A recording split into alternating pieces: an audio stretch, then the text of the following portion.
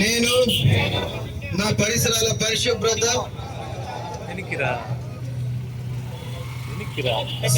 స్వచ్ఛంద ప్రతిజ్ఞ అండి. నేను నా పరిసరాల పరిశుభ్రత కొరకు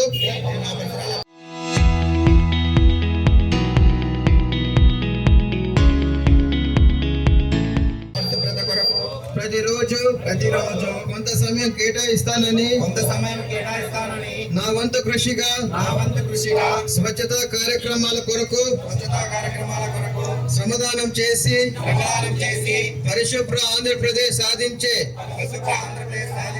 సంకల్పానికి కట్టుబడి ఉంటానని ఈ రోజు పరిశుభ్రత గురించి నేను వేసిన ఈ ముందడుగు ఆంధ్ర రాష్ట్రాన్ని పరిశుభ్రంగా ఉంచుటలో సహాయం చేస్తుందని నమ్ముతూ ఈ రోజు నుండి నా తోటి వారికి కూడా స్వచ్ఛత పై అవగాహన కల్పించే దిశగా ప్రయత్నిస్తానని భవిష్యత్తు తరాలకు ఆరోగ్యవంతమైన సుభిక్షమైన ఆనందకరమైన ఆంధ్ర రాష్ట్రాన్ని నిర్మించడానికి నాతో మొదలైన ఈ నిర్ణయం ద్వారా నా రాష్ట్రాన్ని స్వర్ణాంధ్ర స్వచ్ఛాంధ్రగా తీర్చిదిద్దేటట్లు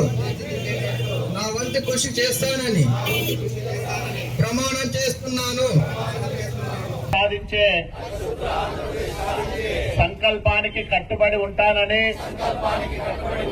ఈరోజు పరిశుభ్రత గురించి నేను వేసిన ఈ ముందడుగు ఆంధ్ర రాష్ట్రాన్ని పరిశుభ్రంగా ఉంచుటలో సహాయం చేస్తుందని నమ్ముతూ ఈరోజు రాష్ట్ర ప్రభుత్వం ప్రత్యేక పారిశుద్ధ్య దినంగా ప్రకటించి ప్రతి 3వ శనివారం రోజు మనం చేస్తున్న వివిధ కార్యక్రమాలలో భాగంగా ఈరోజు పట్టణాన్నంతా పరిశుభ్రంగా ఉంచడానికి ఒక ప్రత్యేకమైన కార్యక్రమాన్ని మున్సిపల్ కమిషనర్ గారు అట్లాగే సిబ్బంది అందరూ కలిసి నిర్ణయించడం జరిగింది.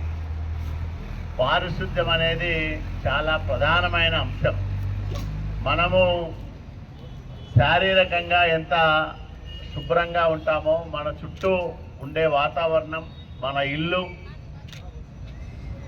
మన పరిసరాలు అన్నీ పరిశుభ్రంగా ఉన్నప్పుడే రోగాల బారిన పడుకోకుండా చూసే వాళ్లకు ఆకర్షణీయంగా ఉండేదానికి అవకాశం వస్తుంది.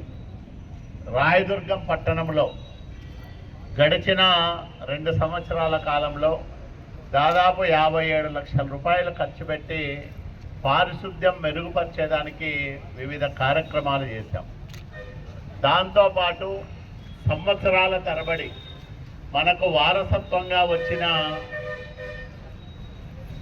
చెత్తను శుభ్రపరుస్తూ ఉన్నాం.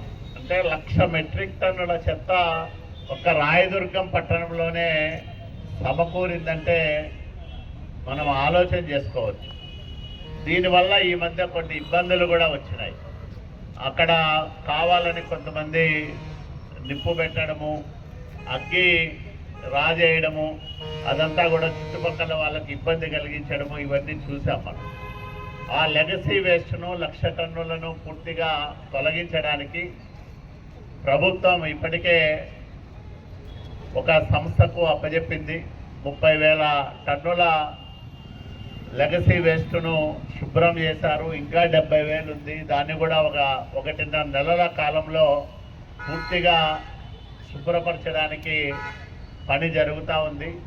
ఇట్లా మన పట్టణాన్ని ఒక పరిశుభ్రమైన రాయదుర్గంగా, స్వచ్ఛతకు ప్రతిరూపంగా తీర్చిదిద్దుకోవడానికి ప్రతి మనిషి ఒక పారిశుద్ధ్య కార్మికుడిగా పనిచేసినప్పుడే ఇది సాధ్యమవుతుంది. మన ఇంటికి మనం పారిశుద్ధ్య కార్మికుడు కావాలి, మన వీధికి మనం పారిశుద్ధ్య కార్మికుడు కావాలి, మన రాయదుర్గానికి మనం ప్రతి ఒక్కరూ పారిశుద్ధ్య కార్మికుడుగా మారాలి. అప్పుడే పరిశుభ్రమైన రాయదుర్గం ఆవిష్కృతమయ్యేదానికి అవకాశం వస్తుంది. కాబట్టి దీంట్లో ప్రతి ఒక్కరూ మనస్ఫూర్తిగా పాల్గొనాలని, ఇంటిని, ఒంటిని, పరిసరాలను పరిశుభ్రంగా మార్చుకోవడానికి అందరూ మీ సహాయ సహకారాలు అందజేయాలని మిమ్మల్ని మనస్ఫూర్తిగా కోరుకుంటూ, ఈరోజు ఉదయము సాయంత్రం కూడా నేను పాల్గొంటా, మధ్యలో మీటింగ్ కన్నా పోయి వస్తా, సాయంత్రం కూడా వస్తా.